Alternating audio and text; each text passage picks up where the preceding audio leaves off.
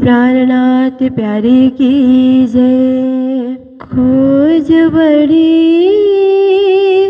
संसार रे तुम खोजो साधो।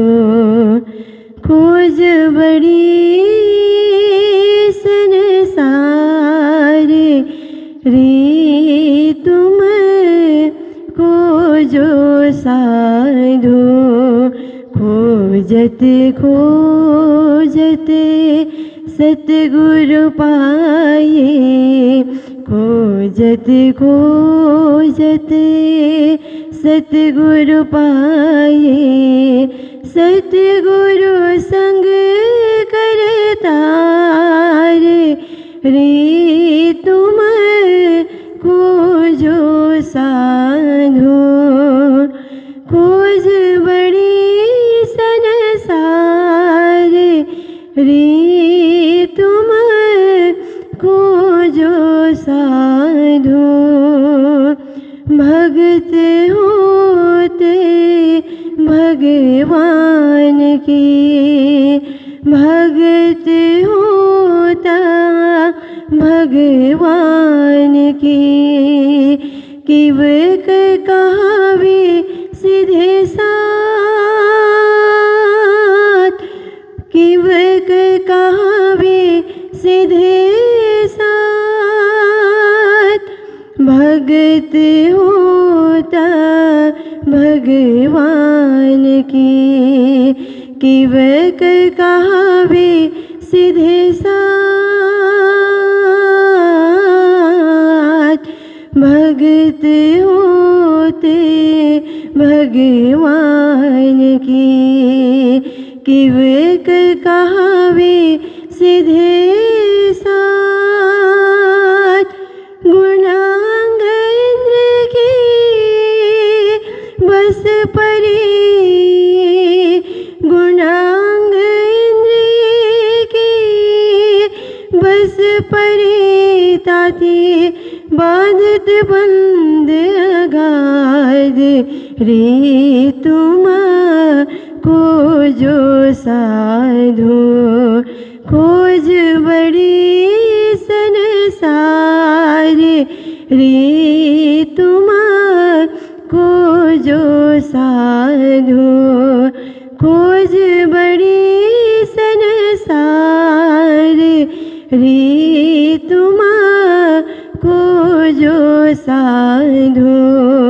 खोजत खोजत सतगुरु पाए। खोजत खोजत सतगुरु पाए। सतगुरु संग करतार रे तुम खोजो साधो। खोज बड़ी संसार रे तुम खोजो साधो। गोविंद के गुण गाय के तापर मागत दान।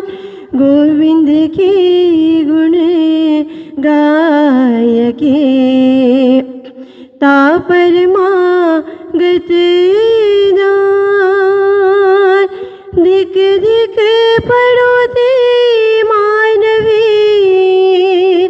धिक धिक पड़ोते मानवी। जो बेचत है भगवान रे तुम खोजो साधो। खोज बड़ी संसार रे तुम खोजो साधो। मोहे बाग रंग मंदिरों से जड़िए सोए करार। सो काड़े कंठ पकड़ के गए कलकलते नर नार। गए कलकलते नर नार। बोलो कृष्ण कन्हैया लाल की। श्री निजानंद स्वामी की। श्री प्राणनाथ प्यारे की, महारानी बाईजुराज की, महाराजा छत्रसाल की, गुरुजी मंगलदास महाराज की, श्री कृष्ण प्रणामी धर्म की, तीनों पुरी धाम की, सर्व सुंदर साथ की। ए अनमिलति सो न मिलिए प्रणाम। उपस्थित धर्मप्राण शिरोमणि सुंदर साथ जी, माताएं, बहनें, भाइयों, कर्म क्षेत्र धर्म क्षेत्र दोनों क्षेत्र में हम लोग संलग्न हैं। एक तरफ संसार की जिम्मेदारियां हैं, वो भी राज्य की दी हुई जिम्मेदारियां हैं, इसलिए उनको भी अच्छी तरह निभाना है, अच्छी तरह पालन करना है। एक तरफ हमें डर भी सताता है, ज़्यादा जिम्मेदारियां वहन करने लगे तो राज्य की भक्ति छूट जाए, ऐसा भी नहीं होना चाहिए। तो दोनों को समान गति से आगे बढ़ाना चाहिए। कर्म क्षेत्र धर्म क्षेत्र, जैसे गाड़ी के दोनों पहिए समान गति से चलते हैं तो यात्रा अच्छी तरह पूरी हो जाती है। एक पहिया तेजी से चले, एक पहिया धीमी चले तो यात्रा नहीं होगी, यात्रा भंग हो जाएगी, यात्रा गड़बड़ हो जाएगी। दोनों पहिए की समान गति, जैसे घर में है ना, स्त्री और पुरुष होते हैं ना घर चलाने के लिए, दोनों की समान गति हो तो गृहस्थ आश्रम अच्छा चलता है। धन्यो गृहस्थाश्रम कहा है ना, गृहस्थ आश्रम भी धन्य हो जाता है। संन्यास आश्रम ही धन्य होगा ऐसी बात नहीं, गृहस्थ आश्रम भी धन्य हो जाएगा। पर पति पत्नी दोनों की दिशा एक हो, गति एक हो, सोच एक हो, विचार एक हो, और कर्म और धर्म के क्षेत्र में दोनों समान गति से आगे चलें। नहीं तो कई कई परिवार में क्या देखा जाता है, महिलाएं ज़्यादा धर्म में आगे आगे होती हैं, ज़्यादा समय देती हैं, पुरुष लोग बहुत कम। कई कई परिवार में तो पुरुष लोग करते ही नहीं, कुछ नहीं करते हैं। तो एक ज़्यादा एक कम हो गया ना, एक पहिए में ज़्यादा धर्म, एक पहिए में कम धर्म। एक पहिए में ज़्यादा हवा, एक पहिए में कम हवा होने से भी गाड़ी नहीं चलती है ना। गाड़ी को चलाने के लिए भी चारों पहियों में समान एयर प्रेशर चाहिए, जो पहिए में हवा डाला जाता है। तो ऐसे ही समान गति से चलने के लिए, और समान गति का अर्थ ये नहीं कि पत्नी 1 घंटा लगा करके पूजा कर रहे है तो पति भी 1 घंटा लगा, ऐसी बात नहीं है। पति आधा घंटा करे, 15 मिनट करे, पर केंद्रित होकर के, कंसंट्रेशन के साथ करे, एकाग्र होकर के करे। एकाग्र होने से वही फल मिलता है जो 1 घंटे में मिलता है। तो इसके लिए सोच विकसित करने की, समझ विकसित करने की, और जीवन की गति को, कर्ममय गति को धर्ममय बनाने की, धर्ममय गति को भी कर्म से जोड़ने की, दोनों को सम्मिश्रण करना होगा ना। धर्ममय कर्म करें, कितना अच्छा होता है ना, धर्ममय कर्म, धर्म से मिला हुआ कर्म। और दूसरी बात है कर्ममय धर्म, कर्म में धर्म को जोड़ो, धर्म में कर्म को जोड़ो। क्योंकि मात्र धर्म करेंगे ऐसा सोच करके बैठेंगे तो भूखे रह जाएंगे, क्योंकि कर्म तो करना ही पड़ेगा ना। कमाई धंधा, नौकरी चाकरी, कोई भी व्यवसाय, खेती पाती, जो भी है ये कर्म है, कर्म करना बहुत जरूरी है। पर उसको भी धर्म में बना करके, धर्म से जोड़ करके, ये नहीं कि कर्म में आप लगे, धर्म को बिल्कुल आपने भुला दिया, और धर्म ही करते रहे, पूजा पाठ दिन भर करते रहे, कुछ कमाई नहीं करते हैं तो भी गुजारा कैसे होगा? घर का गुजारा करने के लिए तो कुछ न कुछ आय का स्रोत होना चाहिए। वो कर्म संसार से ही आता है। इसलिए कर्म और धर्म में कोई मेल तो नहीं है। कर्म संसार की ओर खींचता है, धर्म परम धाम की ओर खींचता है। दोनों का खिंचाव अलग अलग है, दोनों की दिशाएं अलग अलग है। पर जब तक संसार में है तो दोनों को मिला के चलना होता है, अन्यथा हमारी यात्रा होगी नहीं, यात्रा पूरी नहीं होगी। इसलिए इन दोनों को एकदम साथ रख करके समान गति से आगे बढ़ाते हुए हमको चलना होता है। ऐसे ही शरीर और आत्मा का संबंध है। शरीर का आकर्षण माया से है, संसार से है, विषय विषय वासनाओं से है, मोह से है। ये शरीर का आकर्षण इस तरफ होता है। और आत्मा का आकर्षण सच्चिद आनंद इस तरफ है। आत्मा का आकर्षण परमात्मा के तरफ, शरीर का आकर्षण संसार के तरफ। तो आप देखिए, अब हमने शरीर धारण किया, हमारे पास आत्मा भी है, तो अब मिला के चलना पड़ेगा ना। शरीर को छोड़ने से भक्ति नहीं होगी। शरीर को भी साथ रख करके, शरीर को भी साध करके, साधना उसी को कहते हैं ना, इंद्रियों की साधना, शरीर की साधना, मन की साधना। तो साधना करके शरीर को भी ऐसे बनाया जाए कि भक्ति करने के अनुकूल हो जाए। ऐसे दोनों का कोई संयोग नहीं है। जब दुनिया छोड़ेंगे तो शरीर यहीं मिट्टी में खाक होकर के शरीर रह जाएगा। आत्मा तर करके दिव्य धाम की ओर जाती है। दोनों में कोई मेल मिलाप नहीं है, पर संयोग कहते हैं ना। जब तक संसार में संयोग करा करके चलना है। जैसे एक कवि ने कहा ना, नदी नाव संयोग कहते हैं ना। नदी में नाव है, पर नाव के गुण और नदी के गुण में बहुत बड़ा फर्क है। नदी में पानी है, बहाव है, नाव लकड़ी से बनी हुई चीज़ है। और नाव और नदी में क्या मेल है? दोनों में वो सृष्टि अलग अलग है। वो पानी की सृष्टि है, बर्फ़ से पिघल करके नदी की सृष्टि हुई। ये लकड़ी से तैयार हो करके नाव तैयार हुआ है। तो आप देखिए, नदी में नाव को डाला जाता है तो आप तर करके पार हो जाते हैं ना। नाव का ऐसे नदी में कोई पार नहीं हो सकता। जिसको तैरना आता है वो तो पार हो जाएगा, पर जिसको नहीं आता नाव में ही बैठना पड़ेगा। नाव में बैठ करके नदी को पार करना है। इसी को नदी नाव संयोग कहते हैं।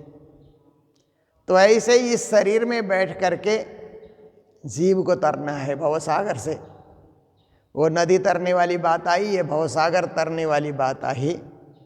जीव को देह में बैठ करके, देह को नाव के समान गतिमान बना करके भवसागर से तर करके परम धाम में पहुंचना है, राज्य के धाम में पहुंचना है। दोनों के गुणों में कोई संयोग नहीं है, परंतु संयोग बिठाना पड़ता है, संयोग स्थापित करना पड़ता है। जुगाड़ करना बोलते हैं ना, उसका जुगाड़ करना पड़ता है तो वो काम हो जाता है। तो यही जीव देह संवाद का प्रकरण हम लोगों का चल रहा है कुछ दिनों से। आज की चौपाई में श्री जी महाराज कहते हैं, ए अन मिलती सो ना मिलिए। शरीर और जीव का कोई मेल नहीं है। अन मिलती मतलब जिसमें कोई मिलने के कोई गुण है नहीं। जैसे शादी के दिनों में कन्या और वर जो होते हैं ना, उनके गुण मिलाए जाते हैं ना ज्योतिष के हिसाब से। 36 गुण होते हैं, तो उनमें से कम आधा गुण मिल जाए तो दोनों मिलजुल करके रहेंगे। गुण मिलाए बिना और जिनके गुण नहीं मिलते हैं उनकी शादी कर दी जाए तो थोड़े दिन में फिर अलग हो जाएंगे। इसके लिए वो गुणों को मिलाने की प्रक्रिया है, वो ज्योतिष प्रक्रिया है। तो सबके सब 36 के 36 गुण नहीं मिलते हैं, पर कुछ मिलते हैं, ज़्यादा मिल गए उनमें से। तो ऐसे ही शरीर और आत्मा के गुण नहीं मिलते हैं। शरीर तो पंच तत्व से बना है, आकाश, वायु, अग्नि, जल, पृथ्वी। आत्मा सत, चिद, आनंद, अनंत, अद्वैत से आत्मा का निर्माण हुआ। दोनों के निर्माण में कोई मेल नहीं है, परंतु ये पंच तत्व को भी, आकाश, वायु, अग्नि, जल को भी सच्चिद आनंद से जोड़ करके, इनको भी मिला जुला करके, इकट्ठा करके इस शरीर रूपी नैया को हमें आगे बढ़ाते जाना है। तो अनमिलती, अमेल होते हुए भी मेल करना पड़ता है ना। कभी कभी आप रेल से यात्रा कर रहे हैं, लंबी यात्रा है, दिल्ली की यात्रा है, मुंबई की यात्रा है, हैदराबाद की यात्रा है रेल से, तो सामने सीट में जो पैसेंजर होते हैं ना, वो हमारे कुछ लगते नहीं है, उनसे हमारा मेल भी नहीं होता है। कभी कभी वो लोग खाना खाते हैं और एकदम कूड़ा बना देते हैं पूरे कैबिन को, फिर भी हम लड़ते नहीं हैं। अनमिलती मतलब अमेल है ना, उनके साथ हमारा कोई मेल नहीं है। ना हमारी जाति के वो होते हैं, ना हमारे धर्म के वो होते हैं, ना हमारे समाज के वो होते हैं। क्योंकि एक विचित्र बात आप सोचिए कि आपने भी कितनी यात्राएं की होगी, हमने भी यात्राएं बड़ी की, गुरुजी के समय से यात्राएं करते हैं। पर रेल के डब्बे में जिस कैबिन में हम लोग बैठते हैं, सामने वाला एक बार जो मिला दोबारा कभी मिला ही नहीं हो। दोबारा चढ़ेंगे तो दूसरे ही लोग मिलते हैं, जब चढ़ो नए ही लोग मिलते हैं। कोई ऐसा कहता हुआ जीवन में नहीं मिलता कि हम और आप एक साथ यात्रा किए हुए थे, कभी मिलता ही नहीं है। वो चला जाएगा, नए लोग आएंगे, नए लोग चलते रहेंगे। उनसे क्या मिलाप करना? अब जब नए ही हैं और बिछुड़ना ही है उनसे, तो मिलाप करके भी क्या करना। पर हम जब तक यात्रा चल रही है ना, उनके साथ संयोग बिठाते हैं, बातचीत कर लेते हैं, कभी कभी भरोसा भी कर लेते हैं उनका। हम ऐसे वहाँ पर फ्रेश होने के लिए बाथरूम की ओर हम जा रहे हैं, तो उनको बोल के जाते हैं सामान का ध्यान रखना, जान न पहचान, ऐसे हमने मेल बिठा लिया उनके साथ। और वो लोग भी कहते हैं हाँ जी आप आइए, हम हैं ना, ऐसा करके वो लोग भी बोलते हैं। और जब वे लोग जाएंगे तो आप भी ऐसे जवाब देते हैं, हाँ हम हैं ना, आप चिंता मत कीजिए, हम बैठे हैं, कुछ नहीं होगा, आप जाइए। स्टेशन आने से कभी कभी उतर के सामान लेने जाता है, तब भी आप कहते हैं कोई चिंता नहीं, आप जाइए, हम बैठे हैं। तो अमेल वाले से भी मेल बिठा लिया हम लोगों ने, क्योंकि हमको यात्रा करनी है। हमारा स्वार्थ क्या है कि हमारी यात्रा अच्छी तरह पूरी हो।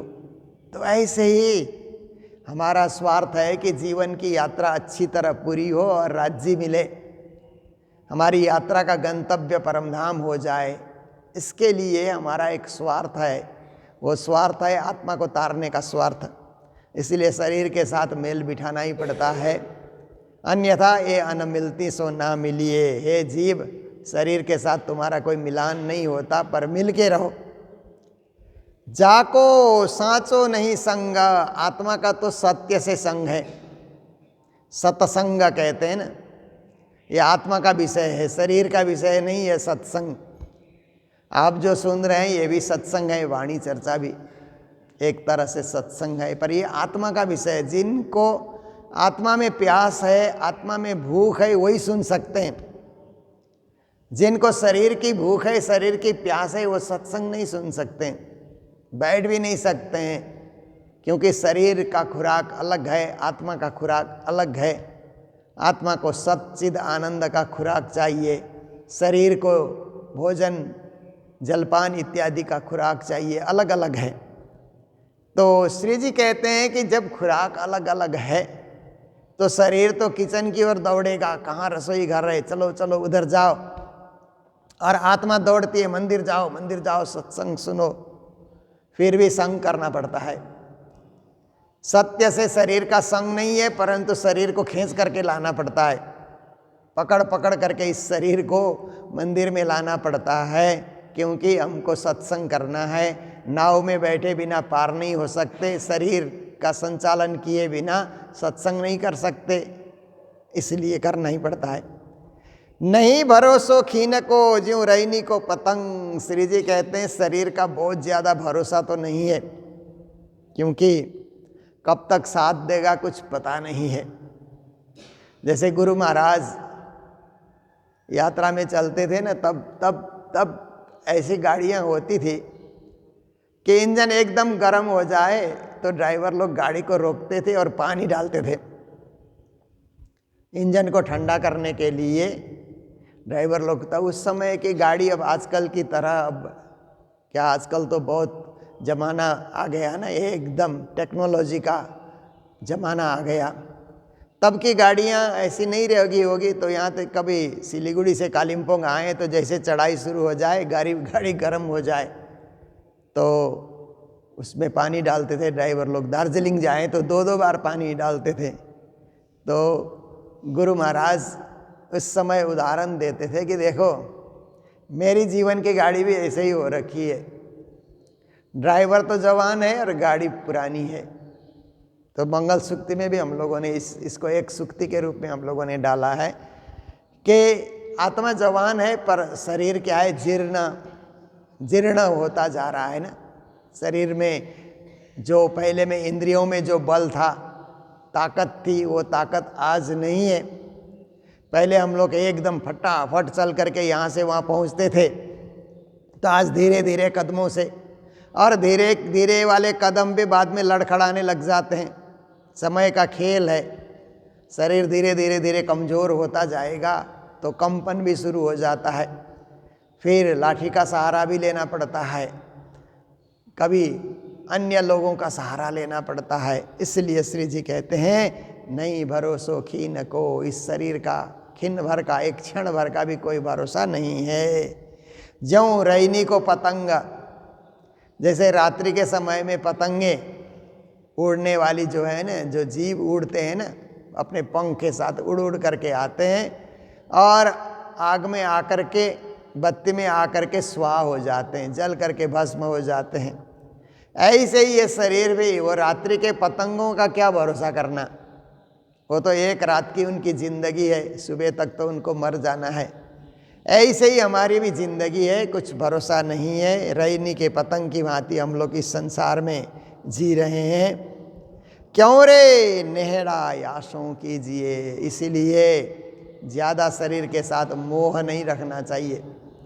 मेरा शरीर ऐसा करके, तभी तो गुरुजी ने मंगल सूक्ति में कहा शरीर के पुजारी मत बनो, आत्मा के पुजारी बनो। ये बहुत बड़ी सूक्ति है। ऐसे तो हर सूक्ति बड़ी है, परंतु जो समझ आती है ना वो सबसे बड़ी लगती है। गुरुजी ने जो भी कहा चिंतन के साथ, सोच के साथ और अपने जीवन के अनुभव के साथ सूक्तियाँ उन्होंने कही है। तो कहते हैं कि शरीर के पुजारी बनोगे तो शरीर में ही रह जाओगे,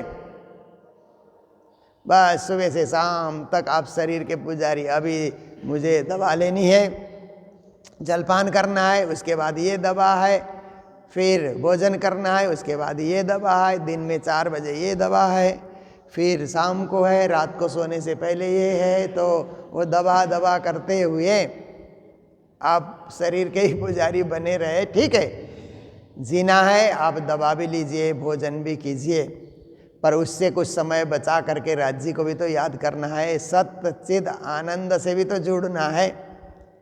इसलिए यहाँ पर कहते हैं कि ज़्यादा मोह में न पड़ो, भक्ति, राज्य की भक्ति में लगे रहो। जो मिल के करे भंग, ऐसे लोगों का भरोसा नहीं करना चाहिए जो मिल करके आपके साथ धोखा देते हैं। बहुत लोग ऐसे मिल जाते हैं, कई लोग ऐसे होते हैं कि मिलाप अच्छा दिखाते हैं, बाद में धोखा दे करके चले जाते हैं। यात्रा में भी ऐसे लोग मिल जाते हैं, खूब प्रेम से मिलेंगे, जाते टाइम आपका भी सामान उठा करके उतर जाएंगे, धोखेबाज होते हैं ना। तो ऐसे ये शरीर भी धोखेबाज ही है। एक तरह से आप देखो तो शरीर धोखा देता है। कहीं जाने की तैयारी करते हैं, कुछ ना कुछ शरीर बीमार हो जाता है, धोखा ही दिया उसने उस समय। इसलिए ज़्यादा शरीर के मोह में न पड़ो। जो मिल के करे भंग, एक बार मिलता है बाद में यात्रा को भंग कर देता है। एक रस होइए क्यों इनसे, इसलिए शरीर के साथ एक रस होना, एक रंग होना संभव नहीं है। शरीर धर्म और आत्मा धर्म, देखिए ना, हम लोग बीतक का उदाहरण भी बार बार सुनते रहते हैं कि सदगुरु महाराज को जब बुखार जोर से आया तो पिताजी कहते हैं दबा लो, कुछ खा पी के जाओ, कथा तो होती रहेगी, कथा कब पूरी होगी, कथा तो सालों साल चलती रहेगी, परंतु तुम तो बीमार हो ना, पहले शरीर का तो ध्यान रखो। तो सदगुरु महाराज कहते हैं कि मेरा नियम भंग हो जाएगा, इसलिए मैं तो आत्मा का पहले ध्यान करता हूँ, कथा का मुझे पहले ध्यान है।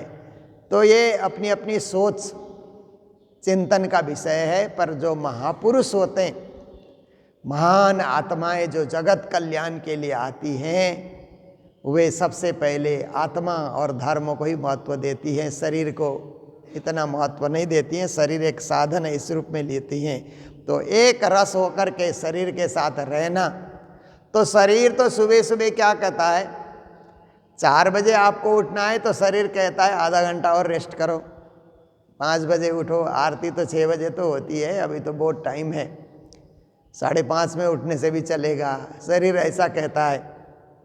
और नींद खुलती है तो भी आँख तैयार नहीं होती है। देखिए, आँख नहीं मानती है ना सुबह उठने के लिए, क्योंकि रात को हम सोए तो आँखों में मैला कचड़ा निकल आता है। फिर जब तक आँख को नहीं धोओगे आपका मन करेगा ही नहीं बिस्तर छोड़ने के लिए। फट से उठ करके आँख आपने धो डाला तब तो आप फ्रेश हो गए, अन्यथा आँख मानती नहीं, कहते और सो और थोड़ी देर और सो।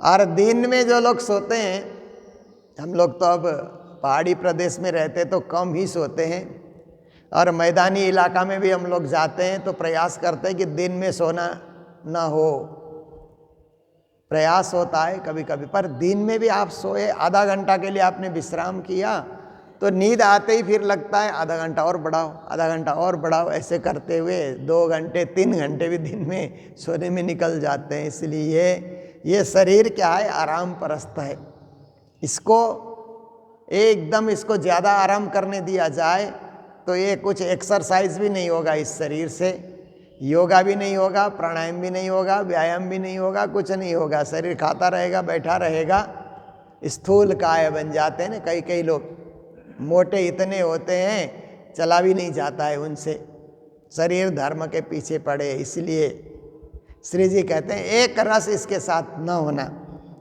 नेह चल नहीं जाको रंग, शरीर का रंग पक्का रंग नहीं है, बदल जाता है ना शरीर का रंग। बचपन में हम लोगों का रंग कितना अच्छा था ना, बालकों का शरीर होता है कितना फुर्तीला होता है, पट पट पट बच्चे लोग दौड़ते हैं ना। बच्चे लोगों को चल के जाओ बोलने से भी दौड़ते हैं, दौड़ना अच्छा लगता है। अब जब बूढ़े होने के बाद कोई कहे दौड़ो तो दौड़ा ही नहीं जाएगा, चल के जाना भी मुश्किल हो जाता है। बचपन में शरीर का रंग बड़ा सुंदर होता है, सुहावना होता है, जवानी आते आते भी कुछ सुंदर तो रहता ही है, पर रंग बदलना शुरू हो जाता है शरीर का। फिर रंग भी बदलता है, ढंग भी बदलता है शरीर का। बुढ़ापे की निशानियां शुरू हो जाती है धीरे धीरे धीरे करके, आप देखिए। इसलिए शरीर का रंग पक्का रंग नहीं है, बदलता रंग है। केवल आत्मा का रंग पक्का रंग है। अगर पहचानो तो आत्मा एक ही रंग में, एक ही रस में, एक ही ढंग में, एक ही गति में आत्मा चलती है। शरीर तो विविध गतियों में चल रहा है। इसलिए शरीर धर्म को ज़्यादा महत्व न दे करके आत्मा धर्म को ग्रहण करने की शिक्षा इस प्रकरण के माध्यम से, इन चौपाइयों के माध्यम से श्री जी महाराज हमें प्रदान कर रहे हैं। और इस क्षेत्र के मेले तो लगभग हो ही गए। देखिए, सबसे बड़ा मेला तो हम लोगों ने होली का पावन पर्व मनाया 108 पारायण के साथ, भव्य मेला। फिर उसके बाद दार्जिलिंग की होली भी मनाई गई, मंगपू की होली मनाई गई, सिक्किम की होली रंग पंचमी के रूप में कल मनाई गई। तो अब हमारा मेला है हरिद्वार का, जो श्री कृष्ण प्रणामी विश्व परिषद की ओर से, क्योंकि गुरु महाराज धाम पधारे 1985 में, तो 86 में हम लोगों ने यहाँ पर 108 पारायण किया था। तब ये हॉल, ये मंदिर बना नहीं था, केवल नीचे की गुरुजी की समाधि बनी थी। तो इसके ऊपर हम लोगों ने टीना डाल करके हॉल जैसे ही सजाया, बाद में कैसे मंदिर बनेगा सबको बताने के लिए।